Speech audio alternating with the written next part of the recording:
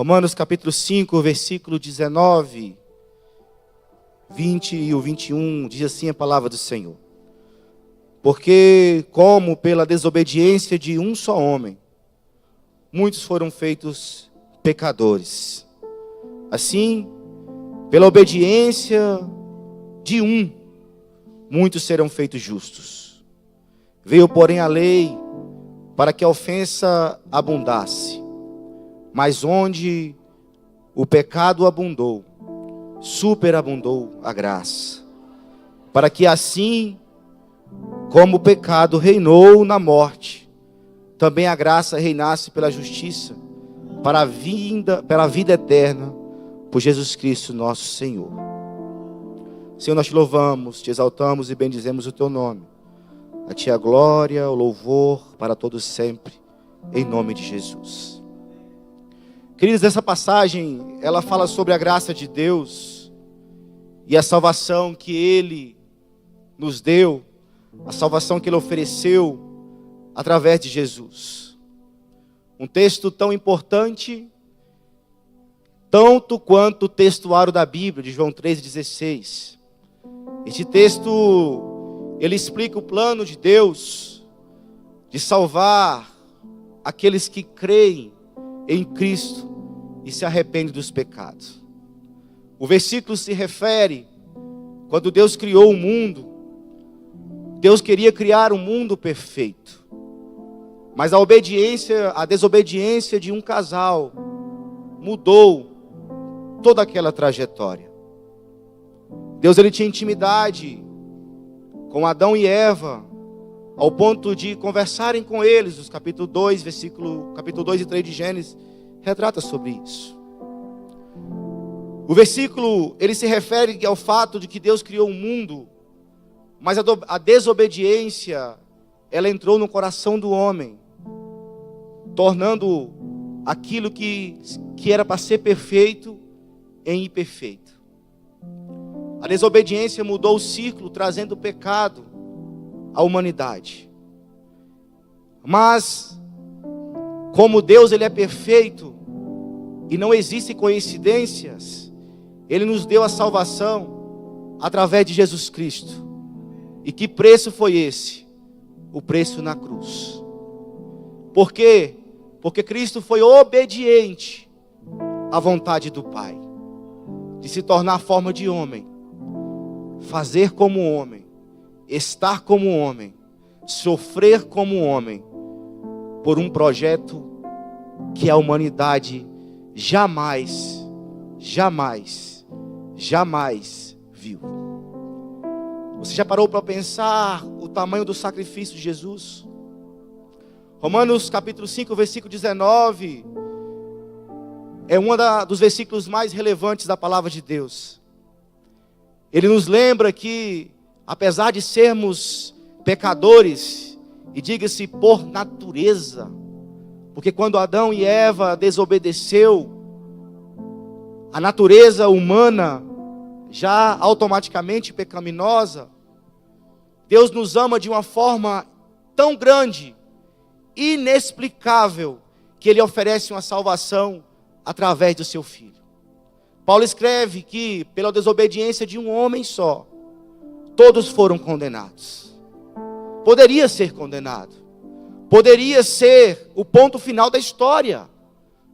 Houve a desobediência, o Senhor poderia colocar um ponto final em tudo isso. Mas Paulo, escrevendo aos Romanos, ele fala: pela desobediência de um só homem, todos nós fomos condenados. Mas, pela entrega, pela obediência de um,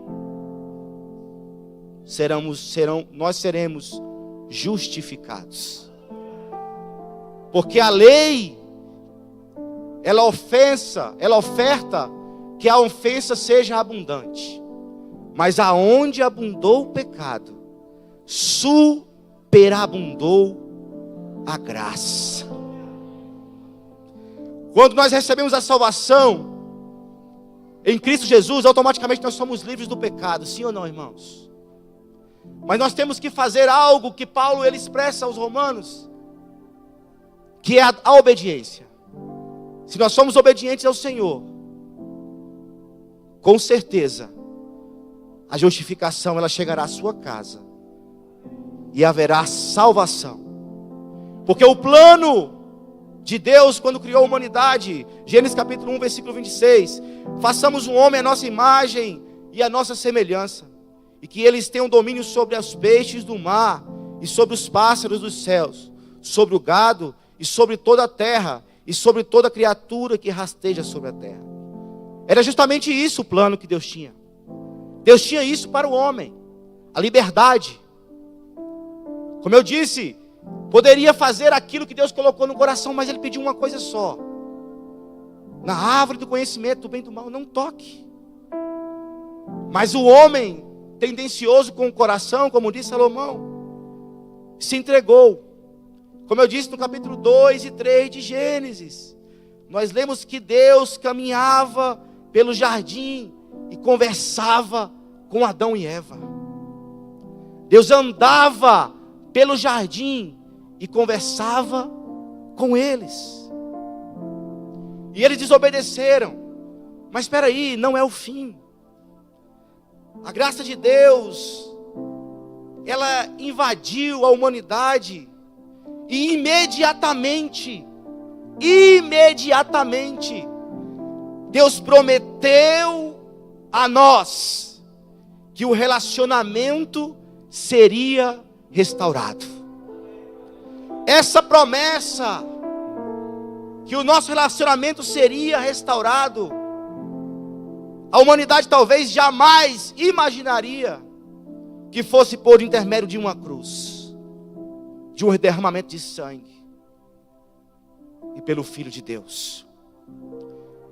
Mas Ele enviou o seu Filho para restaurar, entenda bem, restaurar o relacionamento que estava quebrado. E por onde vem essa restauração? Através de Jesus. Porque Deus amou o mundo de tal maneira que deu seu Filho único, para que todo que nele crê não pereça, mas tenha o quê? Nós estamos celebrando o que hoje aqui, irmãos?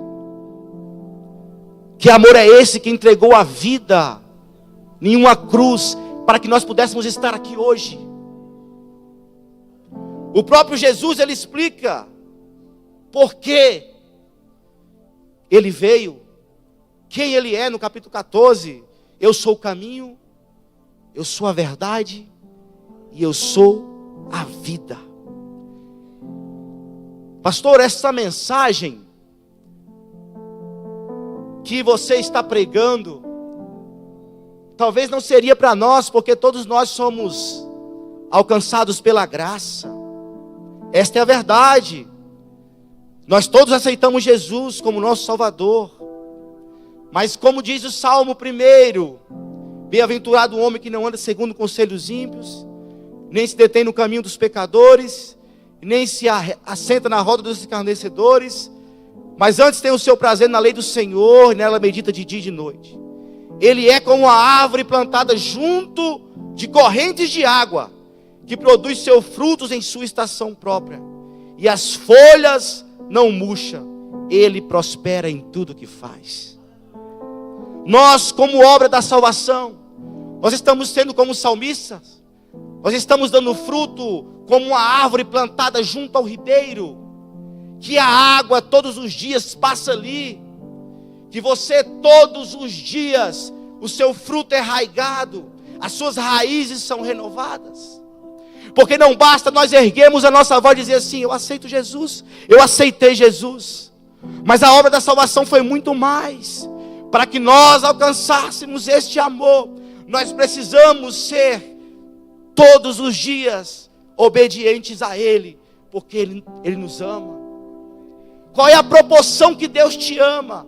A proporção que Deus te ama é o amor que Ele teve de entregar o seu Filho por mim e por você. Porque Deus quer um relacionamento comigo todos os dias. Não é apenas no dia de culto de Santa Ceia. Não é apenas num dia de culto de domingo que você se arruma e vem para a igreja. Não, Deus quer um relacionamento com você todos os dias. Da mesma forma que nós gostamos de estar perto da pessoa que nós amamos, das nossas esposas, do seu esposo, dos seus filhos, da mesma forma Deus, Ele quer estar do seu lado todos os dias, participando das suas decisões, participando dos seus projetos, de tudo aquilo que você pensa, de tudo aquilo que você imagina. Foi por isso que Ele morreu por você, para ter um relacionamento inteiro para contigo, para viver uma vida salvífica do Evangelho na tua vida. Este foi o sacrifício real de Jesus, para que você fosse propriedade peculiar dEle. Deus te ama tanto, que Ele não abre mão de você para nada. Ainda que os pensamentos muitas vezes façam com que nós desviamos daquilo que é o projeto de Deus, mas Deus nos chama a responsabilidade, diz: você é meu, eu paguei um alto preço por você. Quando eu estava preparando essa mensagem, o Espírito Santo falava no meu coração, que muitas vezes nós queremos exigir do Senhor, mas tudo que precisava ser feito por nós, já foi feito. Ele morreu por mim e por você. Tudo que Jesus precisava fazer por nós, já foi feito. A nossa salvação. Para nós termos um relacionamento intrínseco com Deus, nós precisamos entregar a nossa vida a Ele, dia após dia. Senhor, que hoje eu seja melhor do que ontem. Que eu possa sentar a esta mesa e pensar no meu irmão que não está aqui. Para que você possa participar desta mesa da comunhão, e você se lembrar do seu irmão que não está aqui, e você interceder por ele, porque Jesus não morreu só por mim e por você, Ele morreu pela humanidade. Talvez você esteja sentindo falta de alguém que está do seu lado agora. Você orou por ele, você lembrou dele. Aleluia. Assim, pela obediência de muitos, pela obediência de muitos serão feitos justos. Veio, porém, a lei para que a ofensa abundasse, mas aonde o pecado abundou, superabundou a graça. E aonde foi que a graça superabundou? Se eu te perguntar hoje o que a cruz representa para você, o que você responderia? Se eu te perguntar hoje o que a cruz lembra você, o que você responderia? O que a cruz te lembra? 1 Coríntios capítulo 1, versículo 18 diz: porque a palavra da cruz é loucura para os que perecem, mas para nós que somos salvos é poder de Deus. O que a cruz representa para você? Será que se não fosse a cruz nós estaríamos aqui hoje? Será que se não fosse a cruz, você estaria tendo liberdade, entrando no teu quarto, fechando a tua porta, conversando com Deus em secreto, e em secreto Ele te respondendo o que precisa você saber? Se não fosse a cruz, aonde nós estaríamos? Se não fosse a cruz, o que seria da humanidade? Muitos púlpitos estão cheios, pastores, de pessoas pregando prosperidade, dizendo que você nasceu para vencer, que você é um vencedor, que você tem que soltar esse leão que tem dentro de você, e a cruz, e a mensagem da cruz, e o evangelho que cura, liberta e transforma o homem, aonde fica? A cruz é loucura para os que perecem, mas para nós é poder de Deus. Napoleão Bonaparte, um estadista, líder francês, que ganhou destaque durante a Revolução Francesa, ele escreveu algo surpreendente, que quando eu li aquilo, eu parei para pensar, como muitas vezes nós somos mesquinhos, e queremos ganhar as coisas na força, no grito, do jeito que nós queremos, sem ter muitas vezes relacionamento, sem entender o que é participar do corpo e do sangue do Senhor. Ele disse: eu estava fazendo uma revolução na força da guerra, mas lendo as páginas da Bíblia, eu descobri que Cristo fez uma revolução muito maior do que eu. sem violência, sem destruição. Ele fez a revolução do amor e da liberdade, mediante o sangue dele na cruz. O preço já foi pago. O preço já foi pago, querido. Jesus, ele morreu por você, para que você tivesse liberdade com ele. Por isso eu te convido mais uma vez, quando as coisas apertarem para vocês em todos os sentidos, quando as coisas estiverem difíceis para vocês em todos os sentidos, lembre-se do sacrifício de Jesus. Pastor, mas vai tudo bem, nada saiu da linha. Lembre-se do sacrifício de Jesus. Como Paulo escreveu ao Timóteo, lembre-se de Jesus Cristo. Em todos os momentos da nossa vida, nós precisamos lembrar da cruz. Nós não podemos participar deste ato solene que vamos participar dentro de poucos minutos, sem entender o que é corpo e o que é sangue, sem entender o que é cruz.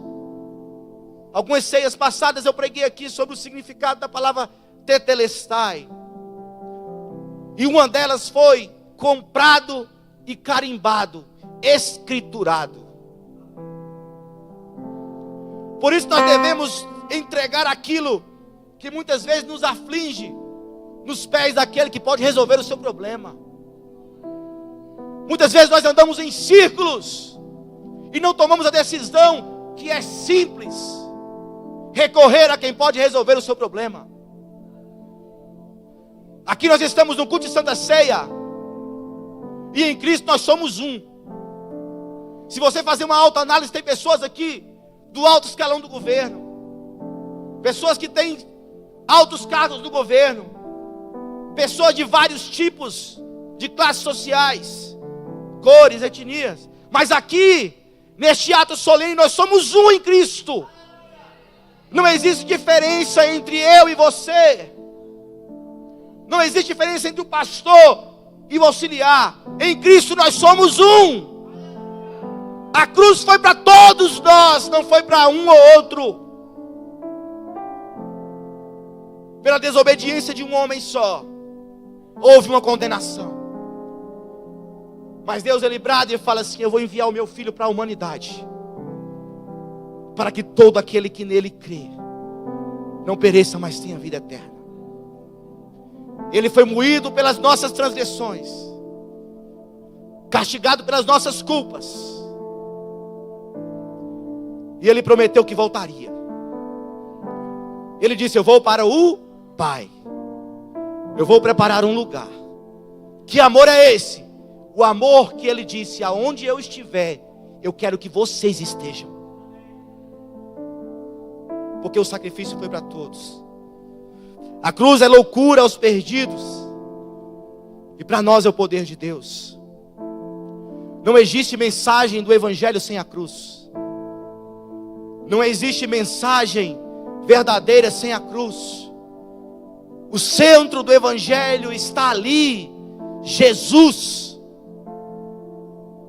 A morte do Cordeiro que tira o pecado do mundo, e a sua proclamação não foi num terraço de um palácio, foi numa cruz. A morte do Cordeiro que livrou o meu e o seu pecado não foi nas cortes de um palácio, no terraço de um palácio, foi numa cruz. E Paulo disse em Gálatas que condenado é aquele que for para a cruz, porque ele foi condenado por um erro que ele não cometeu. Mas para a humanidade a cruz é loucura, mas para nós não há evangelho sem a cruz, porque o poder de Deus foi conquistado ali. Aleluia. A crucificação do Filho de Deus, ele converge Cristo a todos os eventos e os tempos que estamos vivendo. Como eu disse agora há pouco, se nós lembrarmos da cruz em todos os momentos de nossa vida, nós vamos ter um refrigério muito grande em nossas vidas.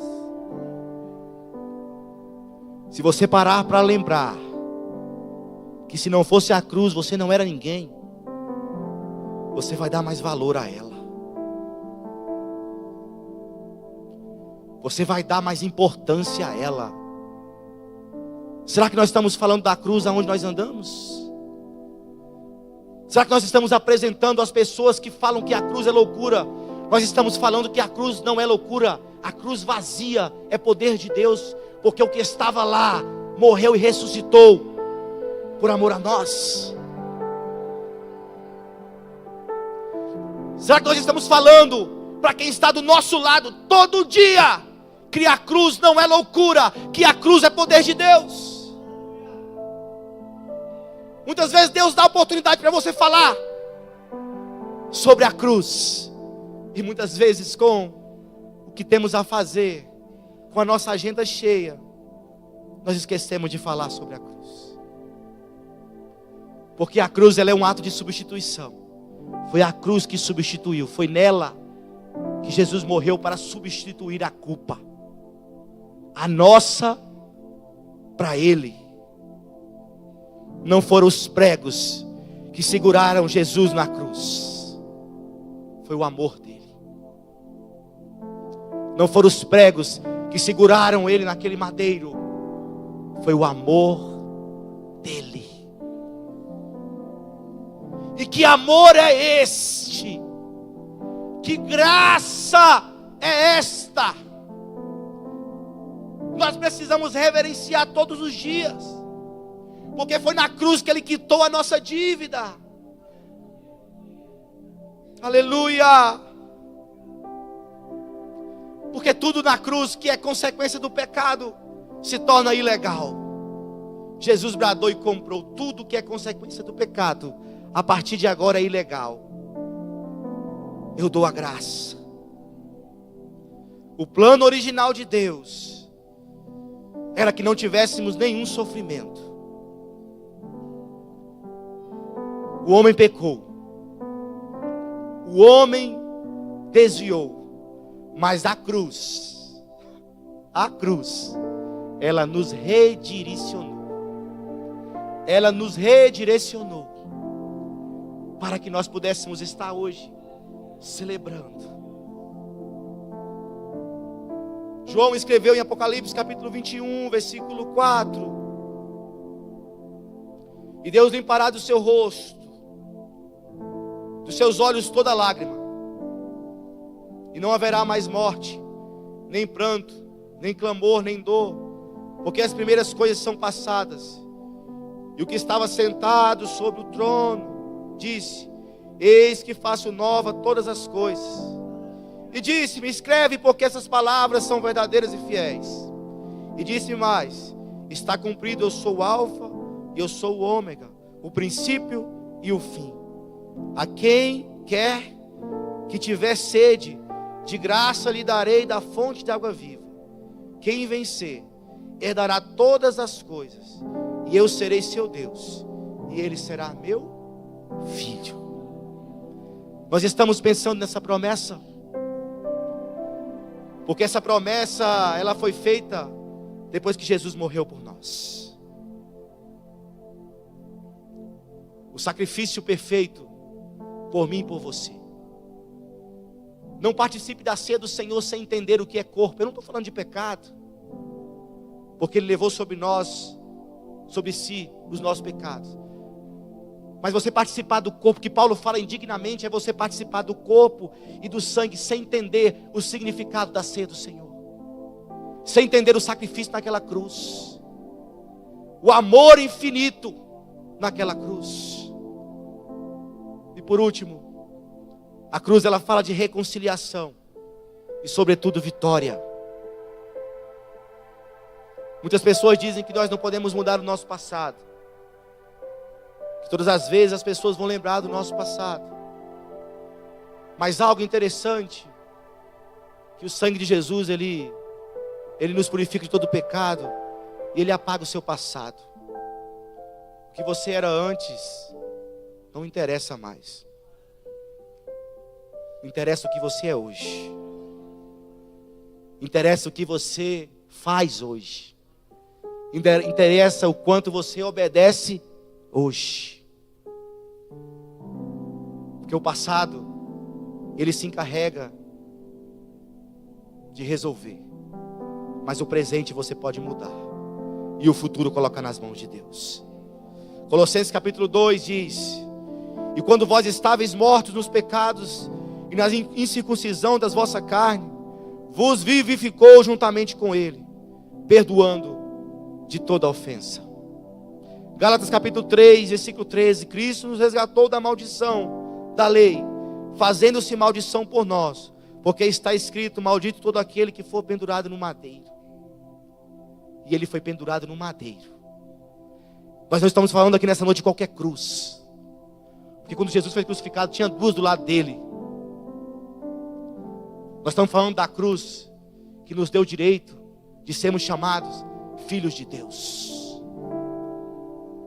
Nós estamos falando da cruz que nos deu o direito de estar aqui hoje, relembrando o sacrifício dele naquele monte. E nós estamos propagando este evangelho. Será que nós estamos fazendo? Toda vitória sem cruz, ela é passageira. Toda vitória, tudo que você ganha sem a cruz, ela é passageira. Mas tudo que você conquista mediante a cruz, ela é eternizada. Toda vitória por intermédio de Jesus Cristo, ela é eternizada. Então não trate a cruz como um pedaço de madeira qualquer. Ela é agora, porque Jesus saiu dela, morreu, ressuscitou e está à direita do Pai. Ele venceu a morte. E nós não podemos esquecer do sacrifício dele naquela cruz. Naquele dia algurento, em que o céu escureceu, e Jesus bradou: Pai, nas tuas mãos eu entrego o meu espírito. Maria ficou sem seu filho. Os discípulos ficaram sem o rabino. Aqueles que o seguiam ficaram sem seu Salvador. Ele disse: Tetelestai, está pago. Na rude cruz, está pago. Pegaram Jesus, levaram para um túmulo improvisado, porque nem isso ele tinha. Se não fosse José de Arimateia, ele seria empurrado ali para que as aves o comessem. Sim ou não, irmãos? Mas levaram ele para um túmulo. E ao terceiro dia, Maria vai lá procurar por ele, e ele não está mais lá. E o anjo fala: o que você procura entre os mortos aquele que vive? Vai, avisa aos discípulos e a Pedro que ele está de frente ao mar da Galileia. Ele venceu a cruz. Ele venceu a morte. E Ele quer vencer com você as suas lutas. Por isso que você precisa chamar a presença de Deus para a sua vida em todos os momentos dela. Não se lembre dele apenas hoje no culto de Santa Ceia. Em todos os momentos da sua vida, lembre-se de Jesus. Eu estava no hospital acompanhando a minha mãe na semana passada. Cheguei no hospital e sentei-me. E fiquei lá, esperando a minha mãe ser chamada. Levantou uma senhora, de uns 80 e poucos anos mais ou menos. Que vergonha eu fiquei. Ela começou a pregar sobre esta cruz, naquele hospital. Ela não gaguejou, ela não mudou a fala, ela não titubeou para nada. Ela começou a falar do Evangelho da cruz. E eu comecei a pensar comigo mesmo, não tenho vergonha de dizer a vocês, o quão covarde eu sou, porque eu tive a mesma oportunidade que ela. Eu tive a mesma oportunidade que ela, de chegar perto de pelo menos uma pessoa sequer, e falar sobre o Evangelho da cruz. Não sobre a cruz, com um personagem pendurado, não. Mas que a cruz está vazia, que o túmulo está vazio, e que o trono está ocupado. Quão covarde eu fui, de pregar o Evangelho para aquela pessoa, que ela poderia estar passando a maior dor, e o sofrimento da vida dela naquele hospital, mas que Jesus poderia salvá-la. Mas uma senhora de 80 e poucos anos, com dificuldade de andar, ela foi de um em um entregando um folheto, mas não só entregando, falando: Jesus pode mudar a sua vida. Jesus morreu por mim e por você. Ele pode mudar a sua vida. A humanidade fez pecadores, mas Cristo nos justificou. E a promessa dele era para que nós tenhamos a vida eterna. É este o Evangelho que nós precisamos continuar propagando. Aleluia. Fique de pé, por favor, não tenho mais tempo. Filipenses capítulo 2, versículo 5. De sorte que haja em vós o mesmo sentimento que houve também em Cristo Jesus, que sendo em forma de Deus, não teve por usurpação ser igual a Deus, mas esvaziou-se a si mesmo, tomando a forma de servo, fazendo-se semelhante aos homens. E achando na forma de homem, humilhou-se a si mesmo, sendo obediente até a morte, morte de cruz.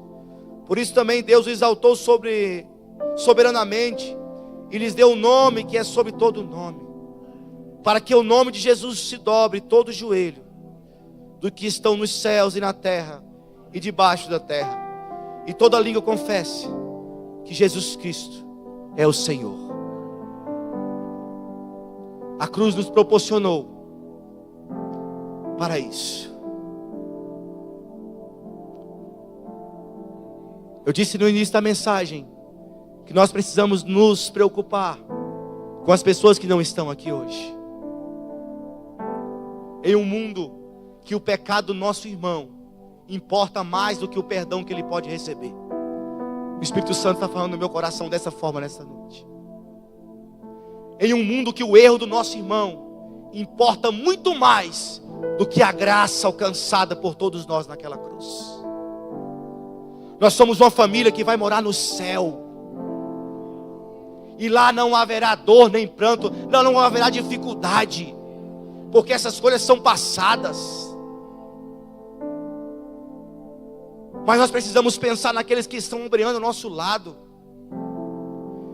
Quando participarmos dessa ceia, do corpo e do sangue do Senhor, você vai lembrar do seu irmão que está guerreando uma luta que ele precisa vencer, mas através de você pode ser canal de bênção para que ele possa vencer aquela luta. Aquela senhora de 80 anos me ensinou tanta coisa naquele hospital, que o nosso último fôlego de vida é tempo para o Senhor fazer uma obra magnífica em nossa vida. Só que nós queremos do nosso tempo, do nosso jeito, da forma que nós queremos. Pelo pecado de um só homem, todos nós fomos condenados.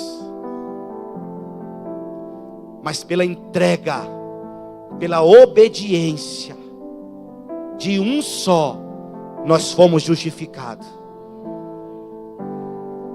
As ofensas foram abundantes, mas onde abundou o pecado, superabundou a graça.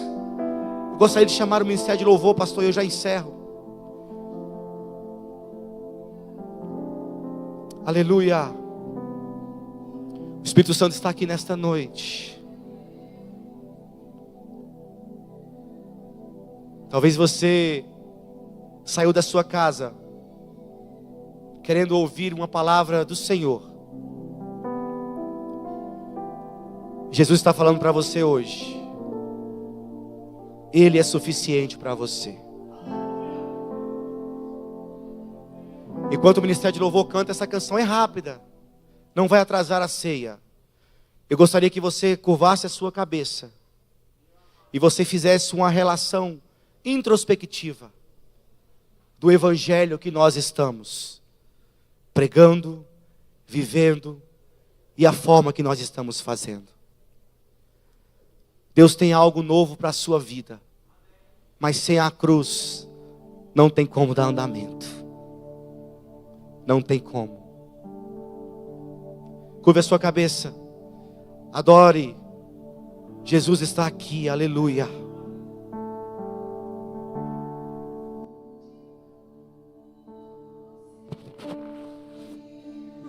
Dela um dia fugir.